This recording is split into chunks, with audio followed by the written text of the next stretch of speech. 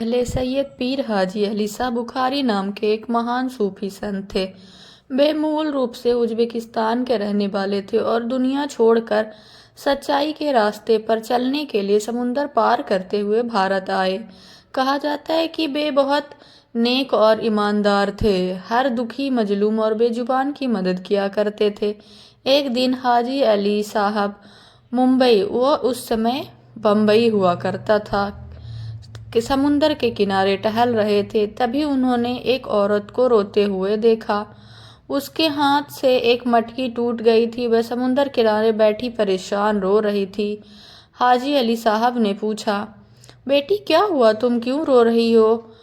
वह औरत बोली कि उसकी मटकी गिरकर टूट गई है और अब वह पानी घर नहीं ले जा सकती। घर में उसके छोटे छोटे बच्चे प्यासे हैं। यह सुनकर हाजी अली साहब ने उस टूटे हुए घड़े पर हाथ फेरा और दुआ पढ़ी। कहते हैं कि एक चमत्कार हुआ और घड़ा बिल्कुल ठीक हो गया और पानी से भर गया। लेकिन उसी रात हाजी अली साहब को एहसास हुआ कि शायद अनजाने में उन्होंने कुछ अच्छा नहीं किया, इसलिए वे बहुत उदास हो गए। उसके बाद उन्होंने कभी ये नहीं, अपने ध्यान में चले गए और फिर उन्होंने अपने साथियों से कहा कि जब वे इस दुनिया से रुखसत हो जाए तो उनका जनाजा पानी पर बहा दिया जाए।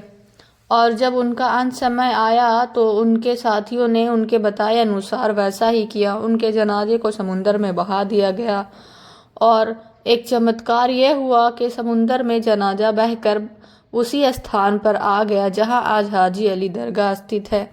जब उस चट्टान के पास जनाजा वापस आ गया तो लोगों ने वहां पे हाजी अली दरगाह बना दिया।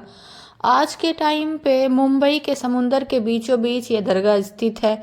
यहाँ हिंदू मुस्लिम सभी धर्म के लोग आते हैं। लहरों के बीच खड़ा ये मकबरा करुणा, आस्था और मानवता की मिसाल है।